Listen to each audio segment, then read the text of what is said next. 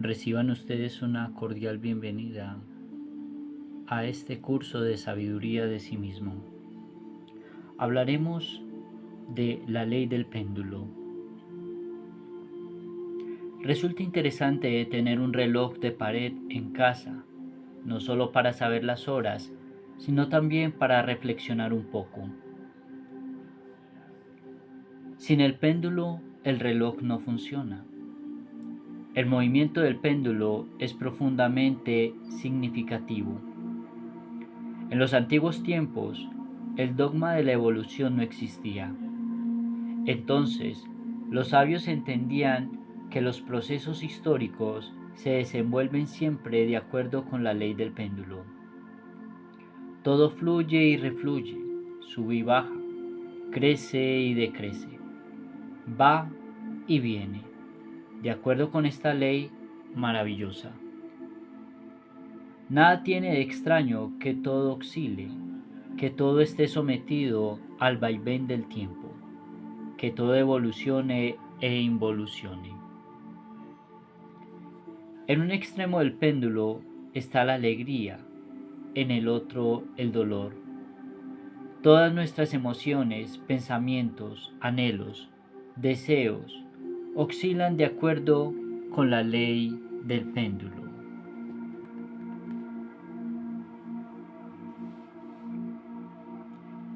Esperanza y desesperación, pesimismo y optimismo, pasión y dolor, triunfo y fracaso, ganancia y pérdida, corresponden ciertamente a los dos extremos del movimiento pendular. Surgió Egipto con todo su poderío y señorío a orillas del río sagrado, mas cuando el péndulo se fue al otro lado, cuando se levantó por el extremo opuesto, cayó el país de los faraones y se levantó Jerusalén, la ciudad querida de los profetas. Cayó Israel cuando el péndulo cambió de posición y surgió en el otro extremo del Imperio Romano. El movimiento pendular levanta y hunde imperios, hace surgir poderosas civilizaciones y luego las destruye. Podemos colocar en el extremo derecho del péndulo las diversas escuelas pseudoesotéricas y pseudoocultistas, religiones y sectas. Podemos colocar en el extremo izquierdo del movimiento pendular a todas las escuelas de tipo materialista, marxista, ateas, escépticas. Antítesis del movimiento pendular, cambiantes, sujetas a permutación incesante. El fanático religioso, debido a cualquier acontecimiento insólito o decepción, puede irse al otro extremo del péndulo, convertirse en ateo, en un materialista, en un escéptico. El fanático materialista, el ateo, debido a cualquier hecho inusitado, tal vez un acontecimiento metafísico trascendental, un momento de terror indecible, puede irse al extremo opuesto del movimiento pendular y convertirse en un reaccionario religioso insoportable. Ejemplos: un sacerdote vencido de una polémica por un esoterista desesperado se tornó incrédulo y materialista. Conocimos el caso de una dama ateísta e incrédula que, debido a un hecho metafísico concluyente y definitivo, se convirtió en una exponente magnífica del esoterismo práctico. En nombre de la verdad, debemos aclarar que el ateísmo materialista, verdadero y absoluto, es una farsa. Eso no existe. Ante la proximidad de una muerte inevitable, ante un instante de indecible terror, los enemigos de lo eterno, los materialistas e incrédulos, pasan instantáneamente al otro extremo del péndulo y resultan orando, llorando y clamando con fe infinita y enorme devoción. El mismo Carlos Marx, autor del materialismo dialéctico, fue un fanático religioso judío, y después de su muerte le rindieron pompas fúnebres de gran rabino. Karl Marx elaboró su dialéctica materialista con un solo propósito: crear un arma para destruir a todas las religiones del mundo por medio del escepticismo. Es el caso típico de los celos religiosos llevados al extremo. En modo alguno podría aceptar Marx la existencia de otras religiones y prefirió destruirlas mediante su dialéctica. Karl Marx cumplió uno de los protocolos de Sion que dice textualmente: no importa que llenemos el mundo de materialismo y repugnante ateísmo, el día en que nosotros triunfemos, enseñaremos la religión de Moisés, debidamente codificada y en forma dialéctica, y no permitiremos en el mundo ninguna otra religión. Muy interesante resulta que en la Unión Soviética las religiones sean perseguidas y al pueblo se le enseñe dialéctica materialista, mientras en las sinagogas se estudia el Talmud, la Biblia y la religión, y trabajan libremente y sin problema alguno. Los amos del gobierno ruso son fanáticos religiosos de la ley de Moisés, mas ellos envenenan al pueblo con la farsa del materialismo dialéctico. Jamás nos pronunciaríamos contra el pueblo de Israel. Solo estamos declarando contra cierta élite de doble juego que, persiguiendo fines inconfesables, envenenan al pueblo con la dialéctica materialista, mientras en secreto practican la religión de Moisés. Materialismo y espiritualismo, con toda su secuela de teorías, prejuicios y preconceptos de toda especie, se procesan en la mente de acuerdo con la ley del péndulo y cambian de moda de acuerdo con los tiempos y las costumbres. Espíritu y materia son dos conceptos muy discutibles y espinosos que nadie entiende. Nada sabe la mente sobre el espíritu, nada sabe sobre la materia. Un concepto no es más que eso, un simple concepto.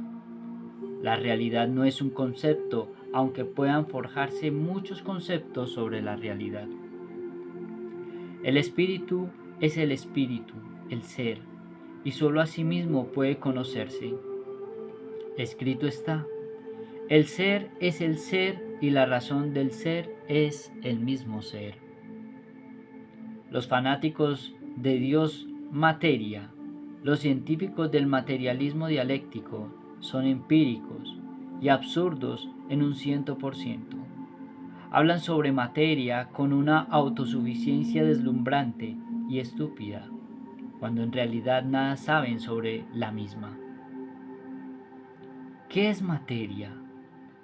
¿Cuál de estos tontos científicos lo sabe? La tan cacareada materia es también un concepto demasiado discutible y bastante espinoso. ¿Cuál es la materia? ¿El algodón? ¿El hierro? ¿La carne? ¿El almidón? ¿Una piedra? ¿El cobre? ¿Una nube o qué? Decir que todo es materia sería tan empírico y absurdo como asegurar que todo el organismo humano es un hígado o un corazón o un riñón. Obviamente una cosa es una cosa y otra cosa es otra cosa. Cada órgano es diferente y cada sustancia es distinta. Entonces, ¿cuál de todas estas sustancias es la tan cacareada materia? Con los conceptos del péndulo juega mucha gente, pero en realidad los conceptos no son la realidad. La mente solamente conoce formas ilusorias de la naturaleza, pero nada sabe sobre la verdad contenida en tales formas. Las teorías pasan de moda con el tiempo y con los años, y lo que uno aprendió en la escuela resulta que después ya no sirve. Conclusión: nadie sabe nada. Los conceptos de extrema derecha o extrema izquierda del péndulo pasan como las modas de las mujeres. Todos esos son procesos de la mente, cosas que suceden en la superficie del entendimiento, tonterías, vanidades del intelecto.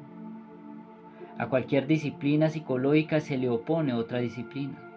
A cualquier proceso psicológico lógicamente estructurado se le opone otro semejante.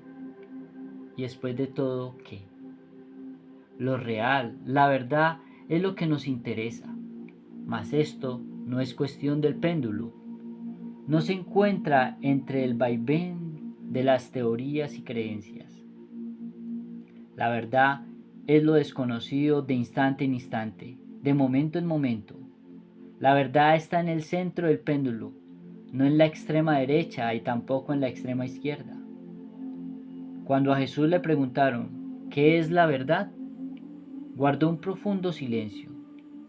Y cuando el Buda le hicieron la misma pregunta, dio la espalda y se retiró. La verdad no es cuestión de opiniones, ni de teorías, ni de prejuicios de extrema derecha o de extrema izquierda. El concepto que la mente puede forjarse sobre la verdad jamás es la verdad. La idea que el entendimiento tenga sobre la verdad nunca es la verdad. La opinión que tengamos sobre la verdad, por muy respetable que ella sea, en modo alguno es la verdad.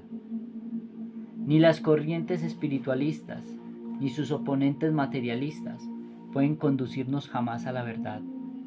La verdad es algo que debe ser experimentado en forma directa, como cuando uno mete el dedo en el fuego y se quema, o como cuando uno traga agua y se ahoga.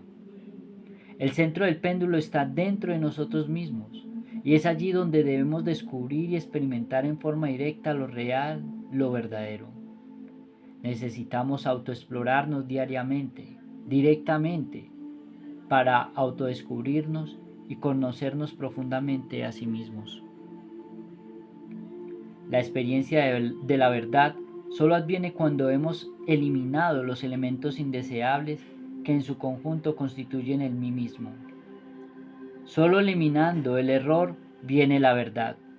Solo desintegrando el yo mismo, mis errores, mis prejuicios y temores, mis pasiones y deseos, creencias y fornicaciones, encastillamientos intelectuales y autosuficiencias de toda especie, adviene a nosotros la experiencia de lo que es real.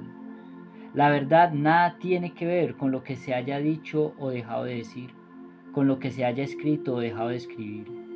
Ella solamente adviene a nosotros cuando el mí mismo ha muerto. La mente no puede buscar la verdad porque no la conoce. La mente no puede reconocer la verdad porque jamás la ha conocido. La verdad adviene a nosotros en forma espontánea cuando hemos eliminado todos los elementos indeseables que constituyen el mí mismo, el yo mismo. En tanto la conciencia continúe embotellada entre el yo mismo, no podrá experimentar eso, que es lo real, eso que está más allá del cuerpo, de los efectos y de la mente, eso que es la verdad.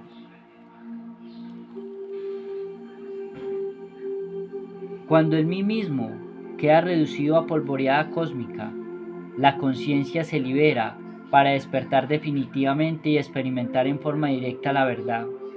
Con justa razón dijo el gran Maestro Jesús: conocerás la verdad y ella os hará libres. ¿De qué sirve al hombre conocer 50.000 teorías si jamás ha experimentado la verdad?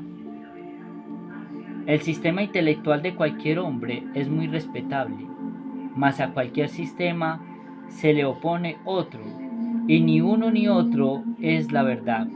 Más vale autoexplorarnos para autoconocernos y llegar a experimentar un día en forma directa lo real, la verdad.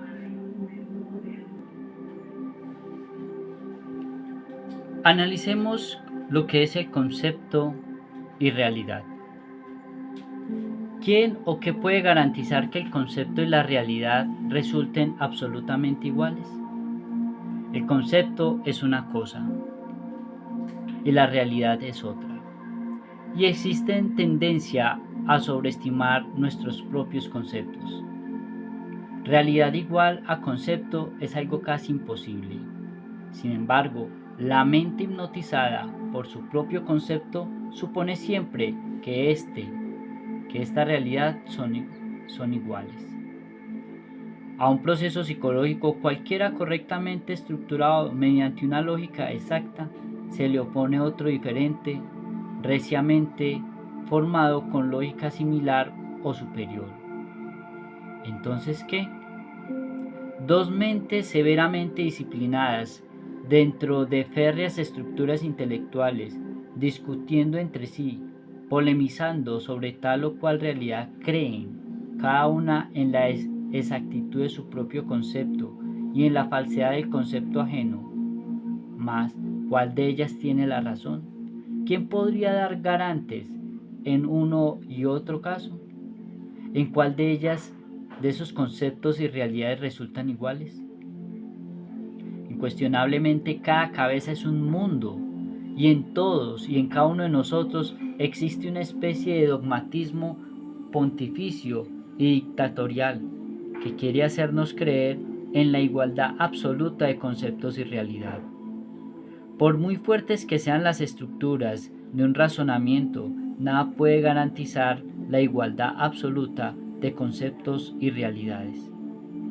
Quienes están autoencerrados dentro de cualquier procedimiento logístico, intelectual, quieren hacer siempre coincidir la realidad de los fenómenos con los elaborados conceptos, y esto no es más que el resultado de la alucinación razonativa. Abrirse a lo nuevo es la difícil facilidad del clásico. Desgraciadamente la gente quiere descubrir, ver en todo fenómeno natural sus propios prejuicios, conceptos, preconceptos, opiniones y teorías. Nadie sabe ser receptivo, ver lo nuevo con la mente limpia y de forma espontánea.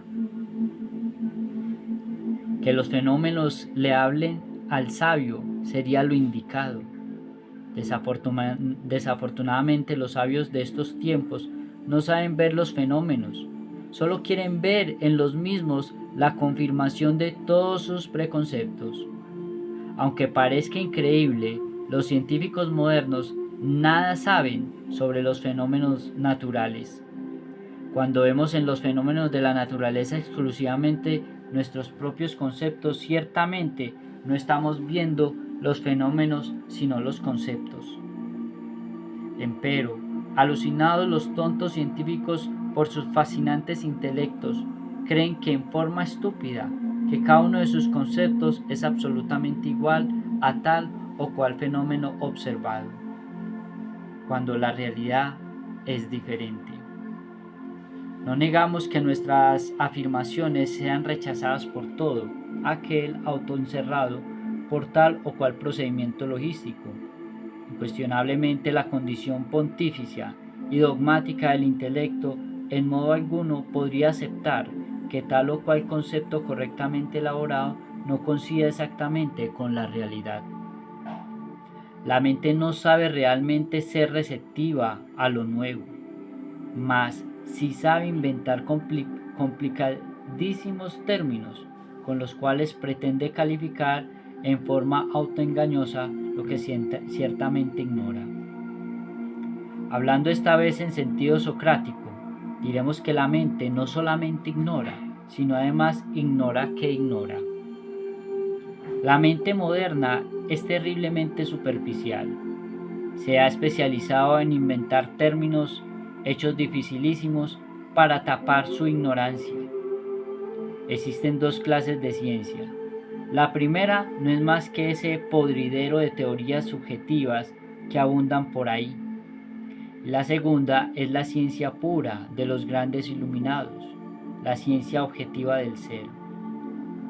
Indubitablemente, no sería posible penetrar en el anfiteatro de la ciencia cósmica si antes no hemos muerto en sí mismos. Necesitamos desintegrar todos esos elementos indeseables que cargamos en nuestro interior y que en su conjunto constituyen en sí mismo el yo de la psicología. En tanto la conciencia superlativa del ser continúa embotellada entre el mí mismo, entre mis propios conceptos y teorías subjetivas, resulta absolutamente imposible conocer directamente la cruda realidad de los fenómenos naturales en sí mismos. La llave del laboratorio de la naturaleza la tiene en sus manos, diestra al ángel de la muerte. Muy poco podemos aprender del fenómeno del nacimiento, mas de la muerte podremos aprenderlo todo. El templo inviolado de la ciencia pura se encuentra en el fondo de la negra sepultura. Si el germen no muere, la planta no nace. Solo con la muerte adviene lo nuevo. Cuando el ego muere, la conciencia despierta para ver la realidad de todos los fenómenos de la naturaleza, tal cual son en sí mismos y por sí mismos. La conciencia sabe lo que directamente experimenta por sí misma. El crudo realismo de la vida más allá del cuerpo, de los afectos y de la mente.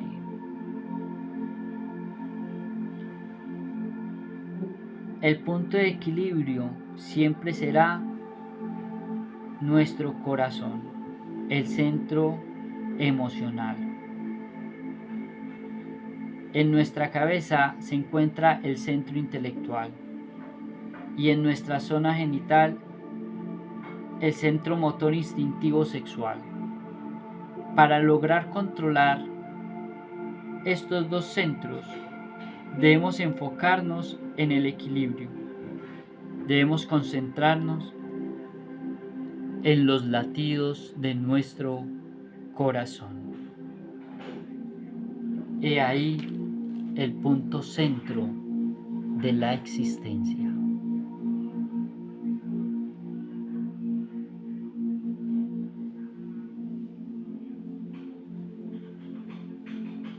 Si te gustó este tipo de contenidos, no olvides darle like y suscribirte al canal.